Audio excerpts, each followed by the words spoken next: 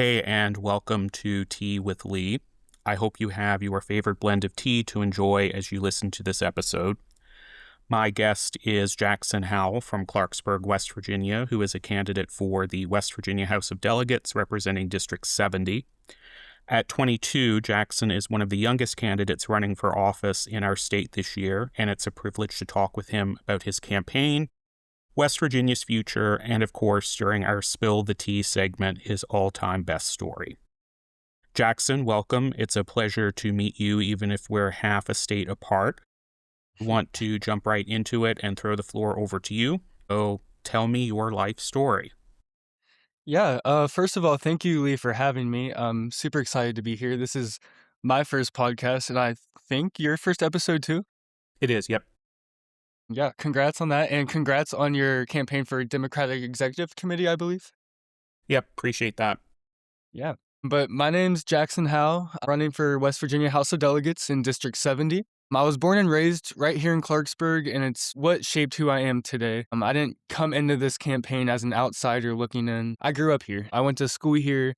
I learned from this community, and I truly care about what happens to it. I graduated from Robert C. Byrd High School in 2022.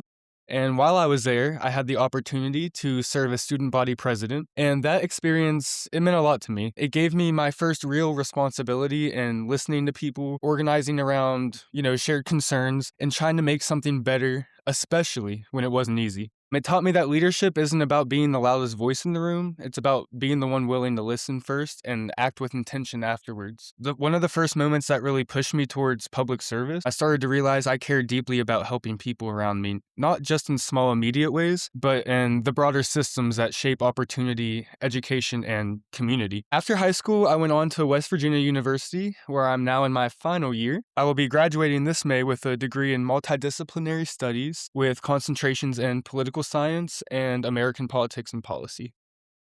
My time at WVU has been wonderful. I've loved it here. It's given me the chance to study how government actually works, how policy is built, how decisions are made, and more importantly, how those decisions affect real people in real communities like the one I grew up in. But I didn't just want to learn about politics in the classroom. That wasn't enough.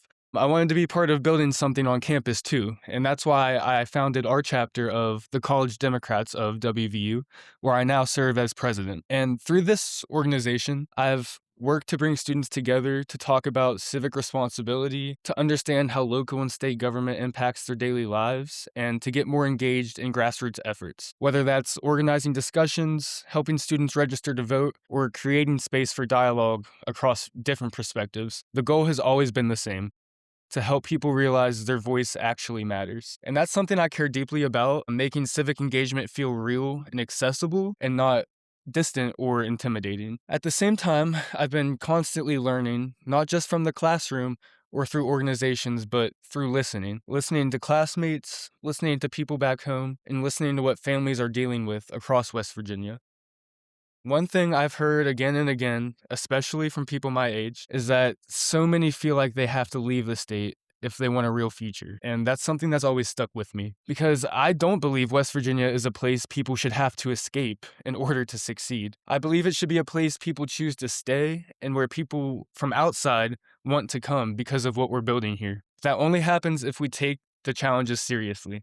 It means investing in the things that make communities livable and sustainable long term. It means protecting our environment and natural beauty of the state, not just because it's part of who we are, but because it's one of our greatest economic and cultural assets. It's part of what draws people here in the first place. It means making sure every county has access to clean, reliable water. It means expanding universal access to high-speed internet so that where you live in West Virginia doesn't determine whether you can work, learn, or build a business in a modern economy. And it means investing in people through education, healthcare access, addiction recovery resources, and strong local infrastructure that allows families to not just get by, but to build stable lives and futures here at home. Because at the end of the day, people don't leave just because of one thing. They leave because they don't see opportunity, stability, or support. And I want to be part of changing that story.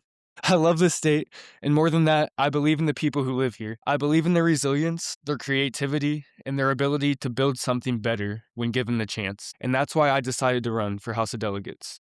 because we are facing real challenges in West Virginia, strengthening our local economy, supporting small businesses, addressing the addiction crisis that's impacted so many families, making sure our schools, our healthcare systems, and our communities have the resources they need to function and thrive. And I believe the way to do that is by putting people first, not ideology first, not party first, people first.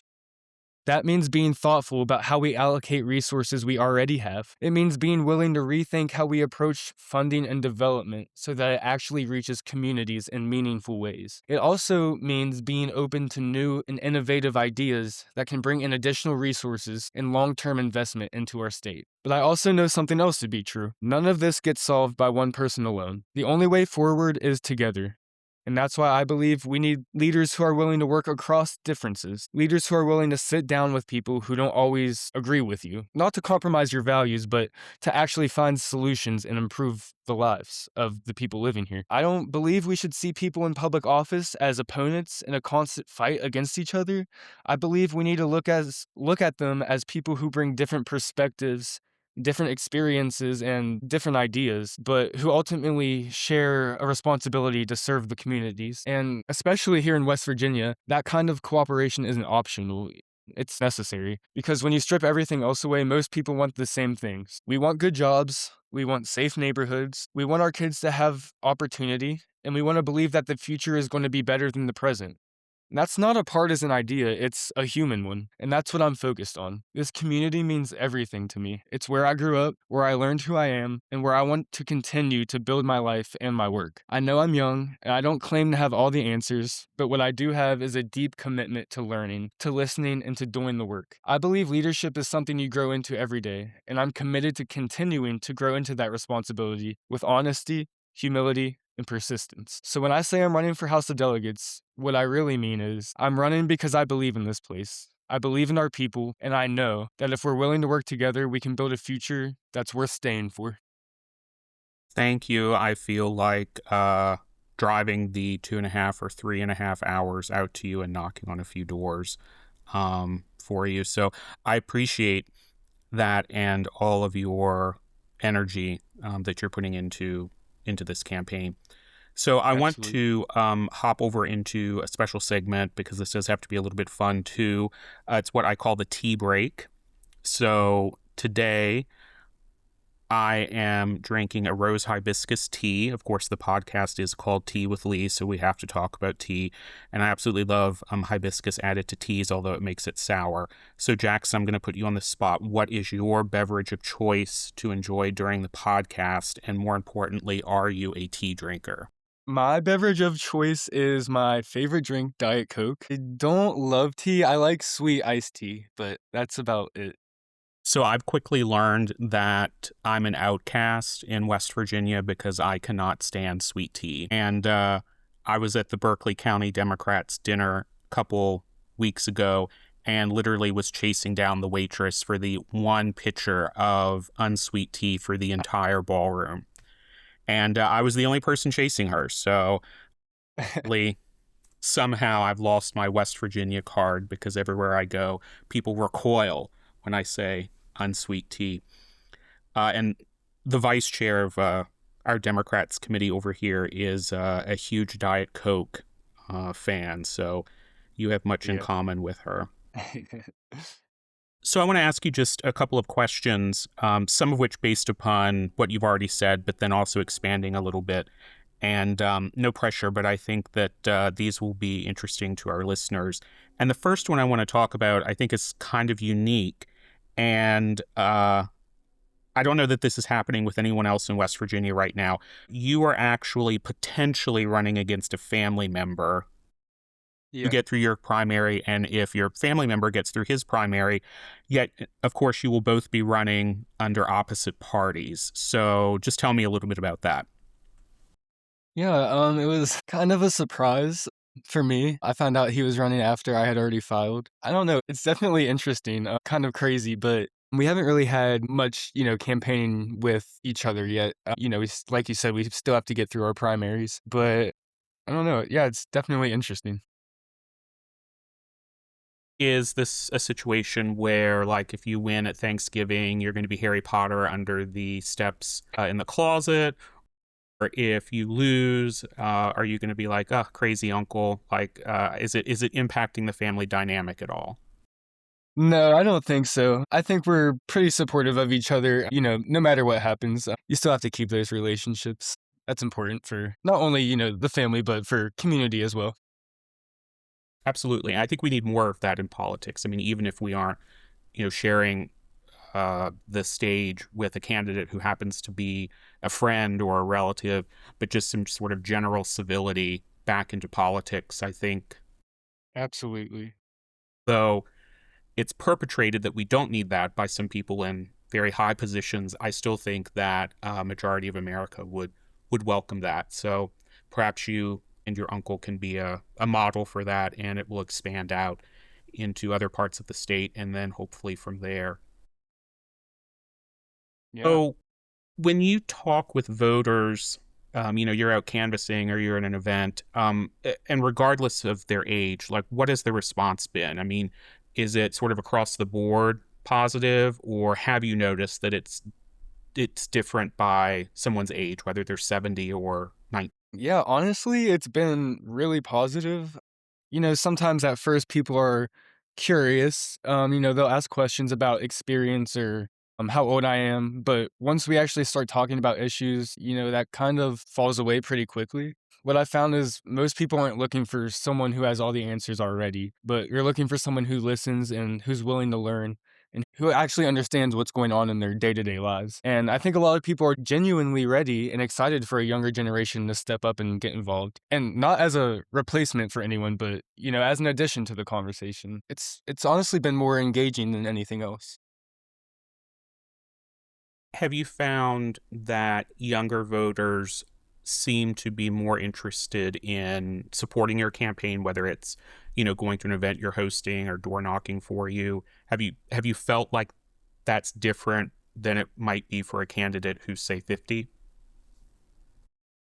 Yeah, I would definitely say that. I've noticed a lot of people getting involved who aren't necessarily, normally involved in politics because I'm someone they know or someone closer to their age. And, I think I'm able to talk to those voters in an easier way that actually reaches them.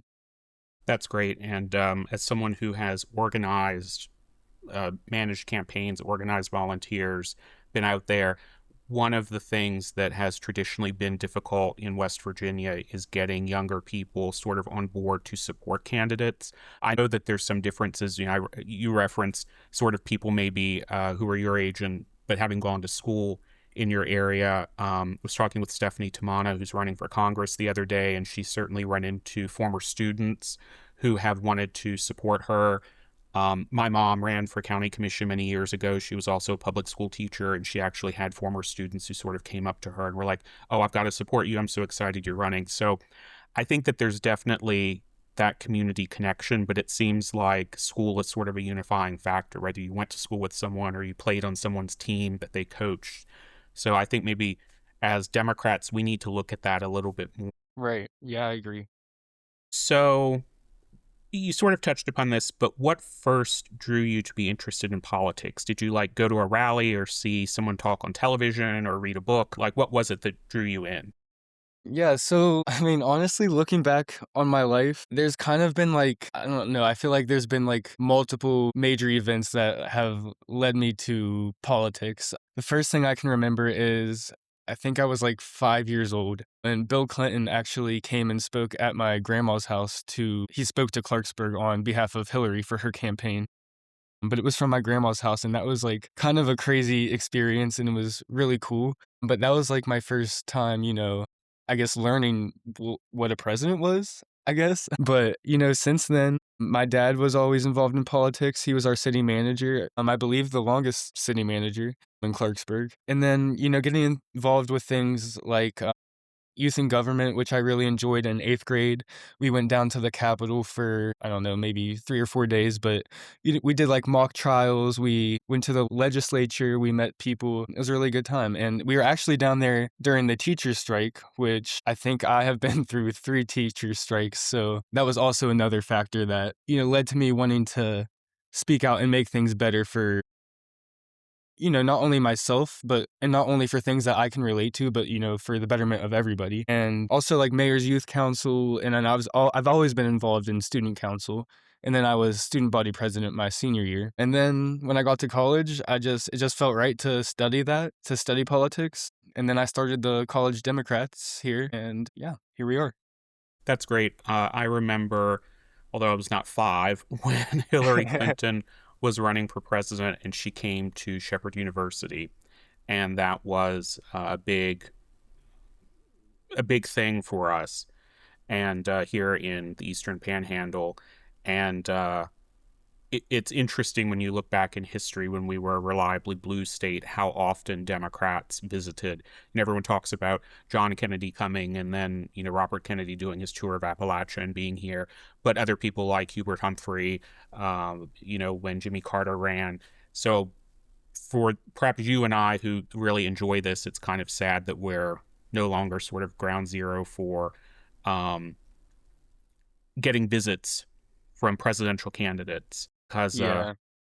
it's a great experience, like you just referenced. I mean, that had something to do potentially with your desire to get into politics, seeing Bill Clinton and being able to sort of be in close proximity to a former president. Right. Do you think there are unique barriers that young voters or young people, if they're perhaps too young to be a voter, that they experience that lawmakers by and large who are older just don't consider or ignore? I think about something like voter ID laws. What do you think? Have you encountered things also as a young person that you just think older politicians just don't get? Yeah, I think one of the biggest things is that a lot of decisions, and I don't mean this like in a rude way or anything, but a lot of decisions get made without fully feeling what it's like to be in this stage of life right now. I think for young voters, issues like housing costs, student debt, job opportunities after graduation, even just feeling like you can build a stable life in your home state, I mean, these aren't abstract policy topics. They're immediate realities. And I think sometimes in our government, these conversations get delayed or treated like long term problems instead of urgent ones. Another thing I think is accessibility. A lot of young people aren't disengaged because they don't care. They're disengaged because the system doesn't always feel like it's speaking to us in a way that's approachable or even relevant. If politics feels like it's happening somewhere else, or like all people are really focusing on are national things that are happening, it's harder to feel like your voice actually matters. So I think the gap isn't interest, it's connection. And that's something I really want to help bridge. Did you find that, whether it was in high school or college, that there were sort of events or movements or issues that sort of caught fire with other young people you were around? I mean, one of the immediate things that goes to my mind was the shooting at Marjorie Stoneman Douglas School in Florida. I know here we had some walkouts from school as a result of that. I think that also, as you mentioned, the teacher strike was sort of very supported by students. Anything along those lines that you've noticed since you've been in school? Yeah, actually, throughout middle and high school, me and a group of other students, whether, it was joining the teachers for the teacher strike, protesting the dress code, or I don't know, there were whatever it happened to be, we were always willing to speak out against it and advocate for change, but we did it in a way that was, responsible, and it taught us how to make change in a real feasible way. I appreciate that. And I am a millennial, and the stereotype about millennials is very true, in that I often will speak with my peers about, and over the years, an issue that I'm really concerned about or I'm really fired up about. And the response is often, well, that's a horrible thing that's happening. Period. Move on. And sort of getting my generation off the sofa or out of the office chair to sort of hit the streets, I think has been a challenge. And it's refreshing to see that I think your generation isn't going down that same path. And part of it may be that you all have been subject to more than we were. I mean, there were certainly horrible things that happened throughout time when we were in school or, just out of it. But I'm constantly heartened by running into people your age, a little bit younger, a little bit older, who are like, no, I have to do this. We can't just sit here. So it's very Right. refreshing, and I'm happy to hear it. Yeah, and I think we're not only impatient, but we're cautiously impatient. We want to make sure that we're, thinking of the broader picture, the future, and for everybody's sake. And I think that's important. Absolutely. Absolutely. And I think that there's so much going on that there's plenty of work to do. And not just as you are sort of running for office, but the other things that you've done as far as organizing and student government and establishing groups and supporting, the teachers and public employees who are out there on the picket line. So greatly appreciate that. Um, I'm going to kind of, again, put you on the spot and answer however you see fit. But as I understand it, there are two of you running as Democrats, and then there are two Republicans running. Yes. So obviously, the primary will eliminate one Democrat, one Republican, and then whomever wins will face one another in November. What do you sort of feel like is unique about you? What sets you apart from the other three people in the race?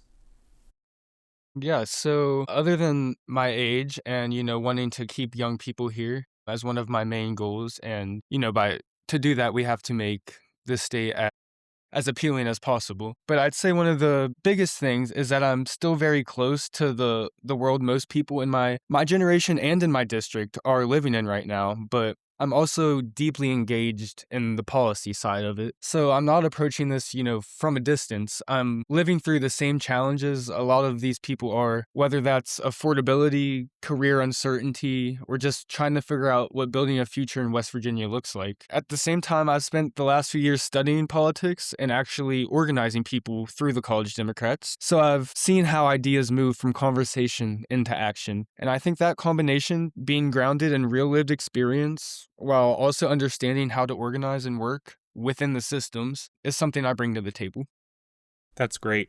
I have two more questions for you, and we'll do the fun one first. So, I have a bit of an addiction to TikTok. My FYP includes a lot of capybara videos, and lately, a lot of people giving Robert F. Kennedy hell when he appeared before the House committee.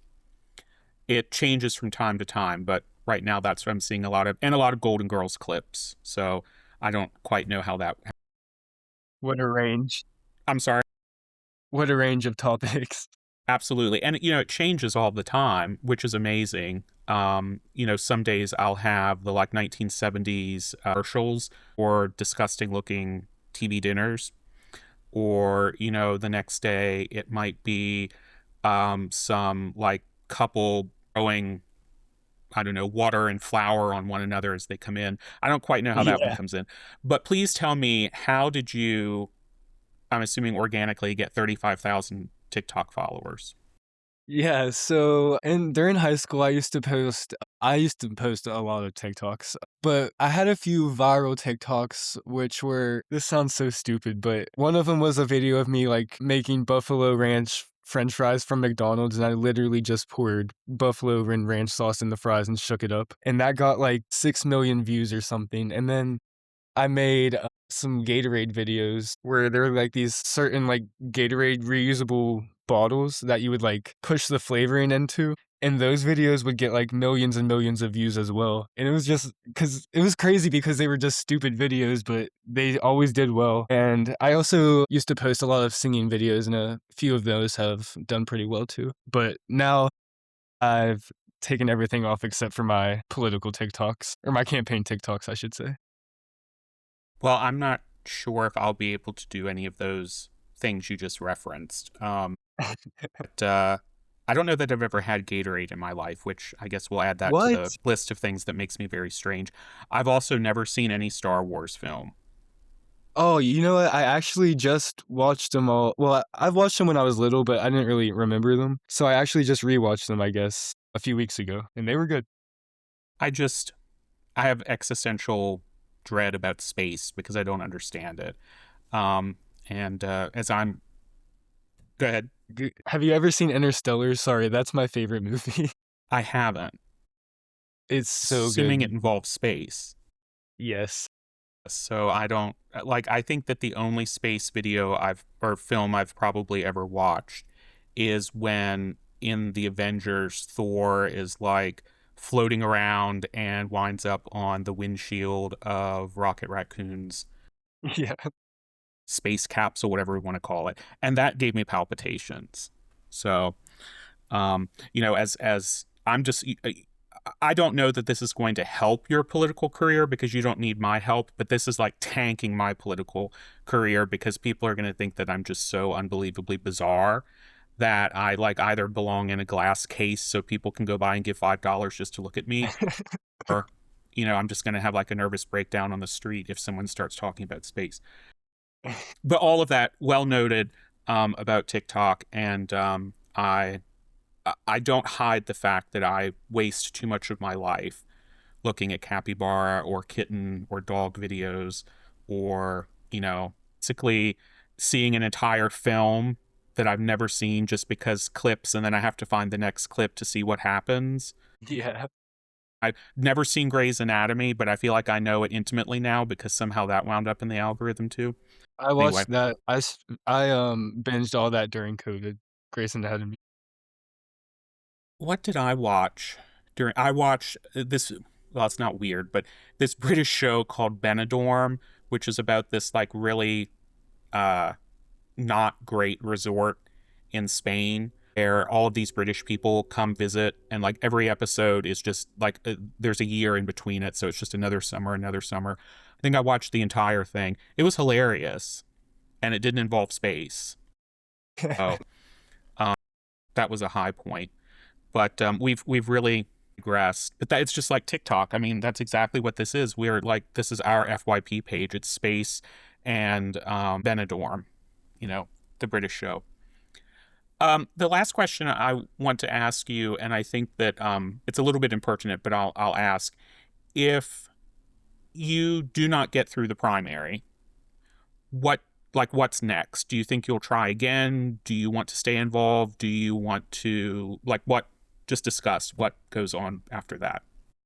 Yeah. So if I weren't to win the primary, then I'm definitely gonna stay in Clarksburg and you continue to work with the community. Like I said, I really do care about this place and I love it here and I want to see the best for it. So of course I'm gonna still continue to work for the betterment of my community. I've applied to a few community center jobs. We'll see how those go. But yeah, and then I definitely would try again next election. I think it's important that we don't stop trying until we start seeing some results. Absolutely. We have a former House member who lives in Jefferson County who I think started running in 1976 and won only one race between 1976 and 1990, but then went on to serve about a decade, maybe a decade and a half, took a break, and then came back for two more terms.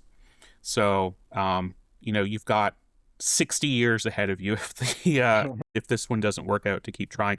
But I think, I obviously can't vote for you and don't really know the political landscape of Harrison County. But with everything that you've mentioned, encourage folks to definitely support you.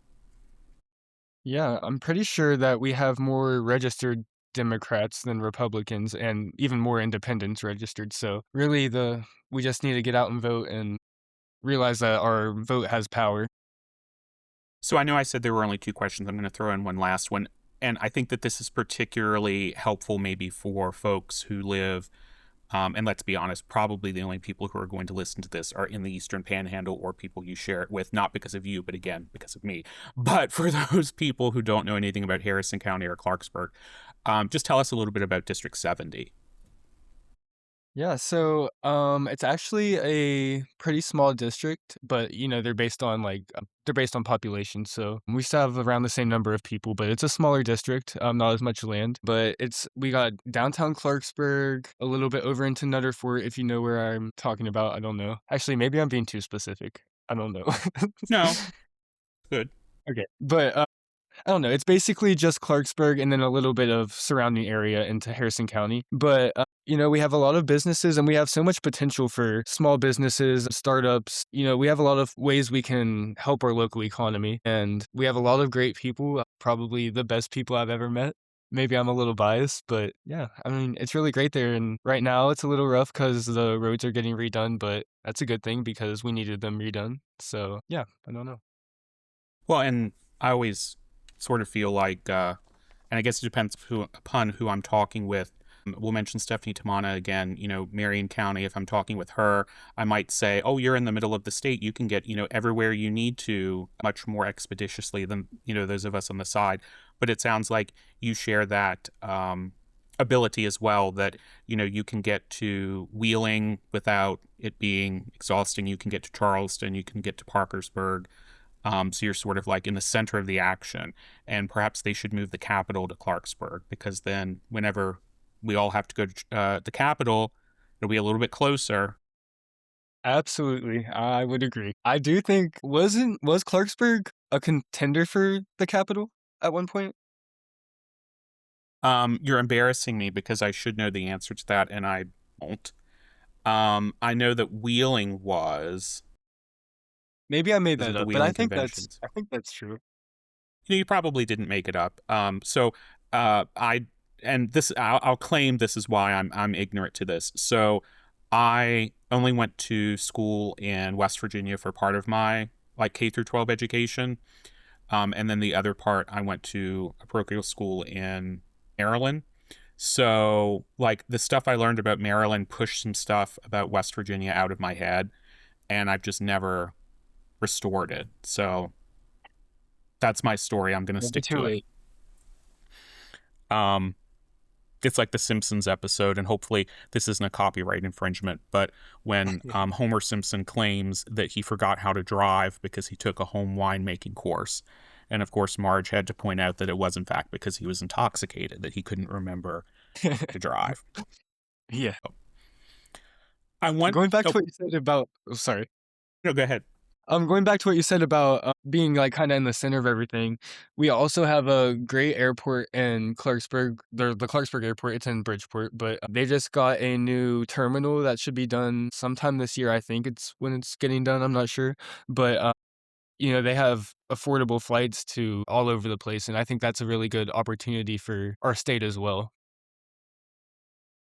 Absolutely. I know in Martinsburg, over in Berkeley County, they used to have a flight that would go from Martinsburg to Charleston, and it was great for, anyone who worked in government relations.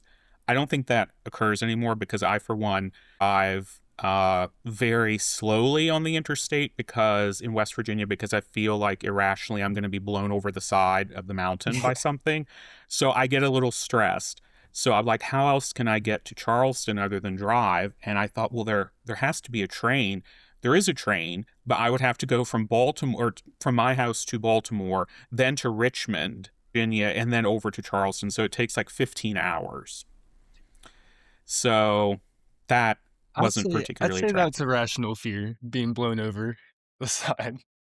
Well, and I know this isn't story time, and we're going to get to that, but I have to share a story. So I had this really good friend who I worked with at one point, and he, I think, was studying physics. Maybe we'll pretend that he was studying physics if he wasn't.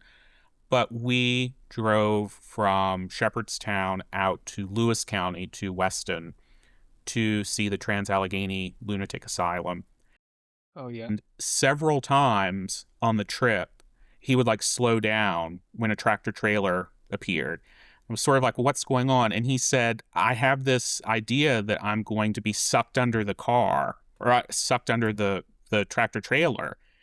And I was sort of like, well, I don't think that's going to happen. And he was like, well, I know it's not, but I'm still scared of it. Like in So, Christmas Vacation. yes.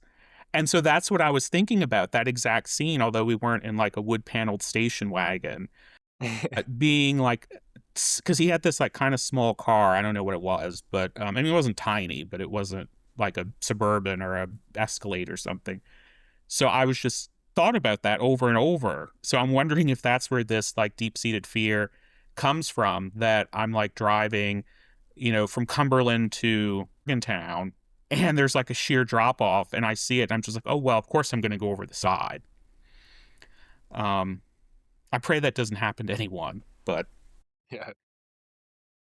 oh, I want to jump into what some people had hoped this entire podcast would be about, but of course I'm too boring for that to happen. And this is the Spill the Tea segment, where I get to tell one of my stories, and I have stories for practically every situation. Most of them are not good, but I have a couple good ones. And then we'll get to hear one of Jackson's best stories, if not his best story.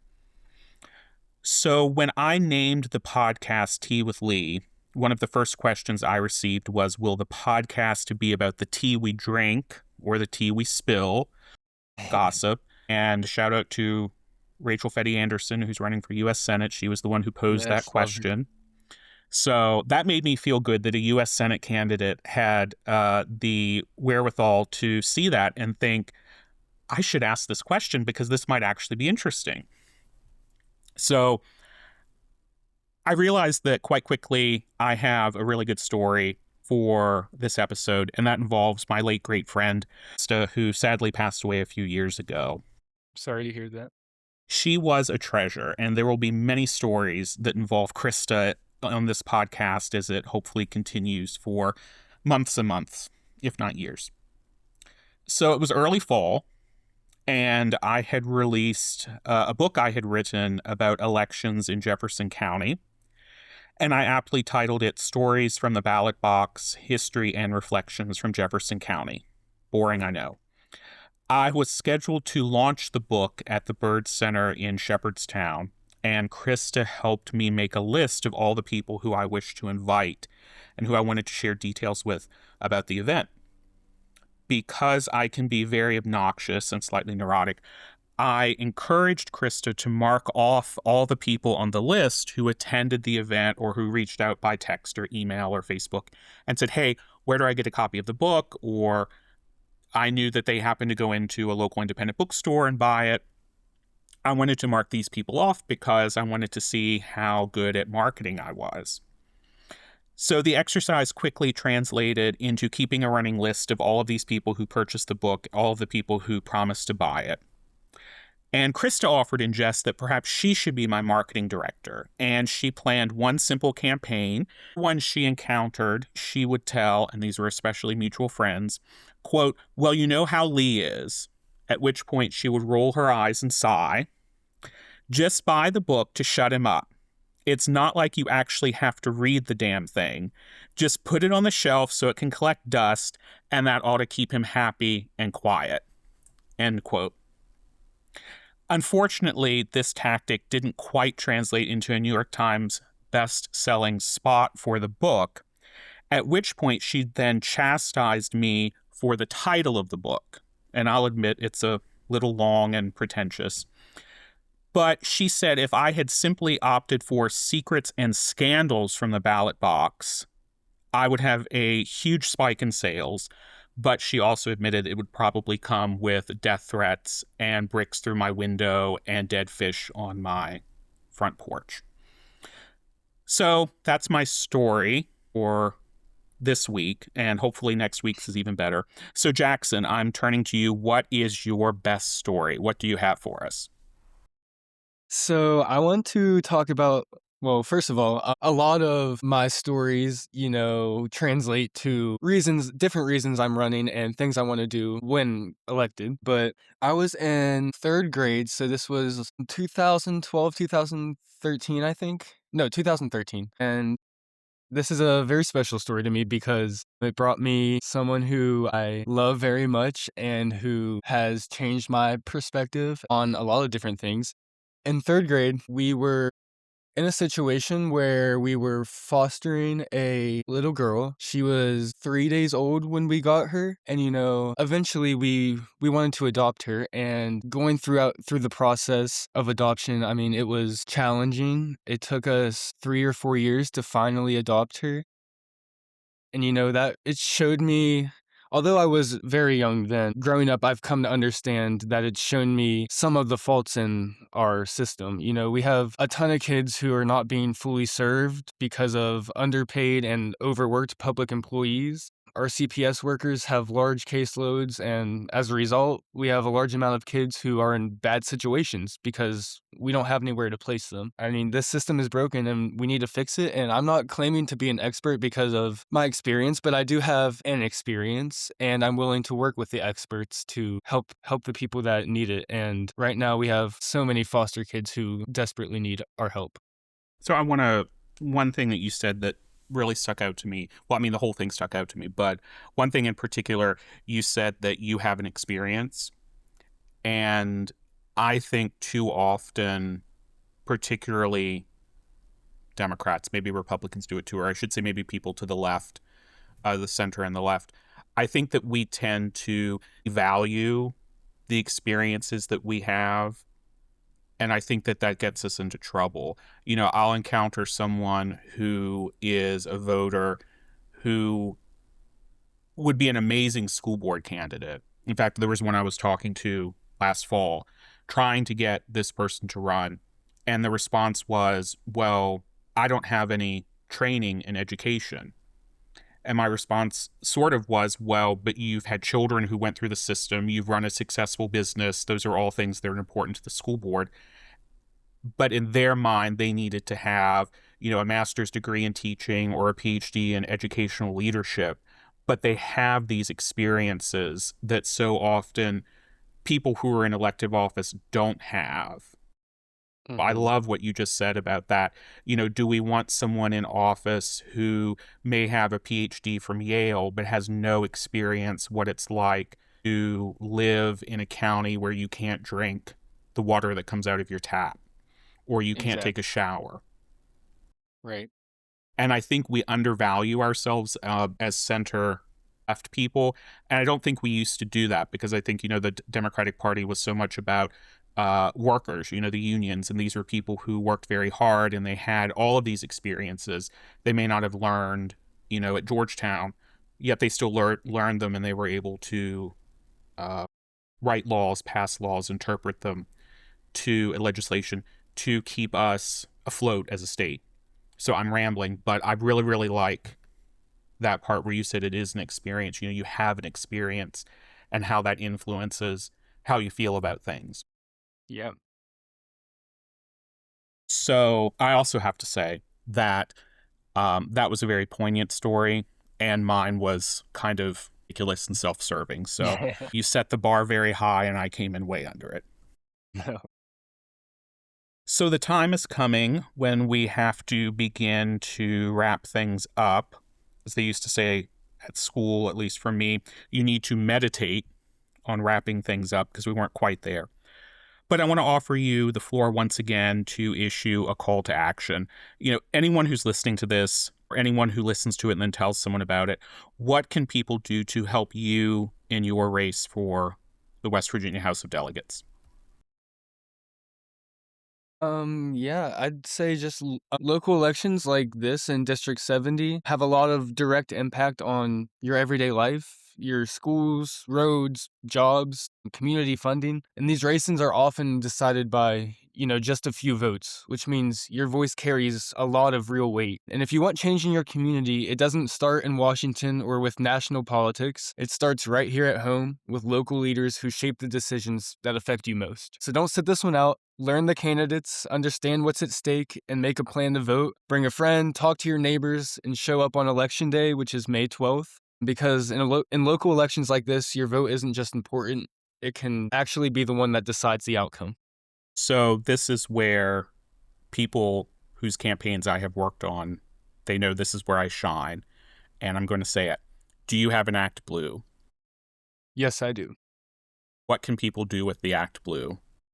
You can donate to my campaign. And we will use that to, expand our voter outreach to we actually just had a community cookout where anyone was invited to come, talk to me, have some free food. I love to do things like that, so that helps us do stuff like that. Every donation is important and helps us get to our goal. So I've sort of reached that point of my time as someone in local politics here who I think there are actually people around election time who, if they see me walking down the street, they will turn around and walk away or cross the street so that I can't ask them to donate to candidate A or candidate C or candidate D. I'm also one of those super irritating people who constantly throughout the day refreshes Act Blue after we put out a call to fundraise just to see what comes in. So I'm hyper competitive. So Jackson, we're going to get you some donations. Awesome. Thank you. So folks, it has been a real pleasure to speak with Jackson Howe today, to learn about his campaign and to hear not only his best story, but also his tea of choice, which happens to be sweet tea. We won't hold that against him. Again, Jackson is running for the West Virginia House of Delegates, representing District 70. I'll put all of his links on all of our links so you can follow him and lend a hand if able. Jackson, a big thanks to you for being with me today. Thank you so much for having me. Absolutely. And as we leave, I want to thank all of you for listening. And remember, the best way to support these conversations is not only by listening, but also by sharing. Be as obnoxious as I am when I get a link I like, possibly from TikTok. Send it to everyone in your phone and on your social media accounts, and well, possibly shove your phone in strangers' faces so they can see it too. Next time, we will be speaking with poet Stefan Vio, who is going to talk about teaching English abroad, his time at graduate school, his best story, but also his new book, which will be available shortly. So be sure to tune in, and thanks for listening to Tea with Lee.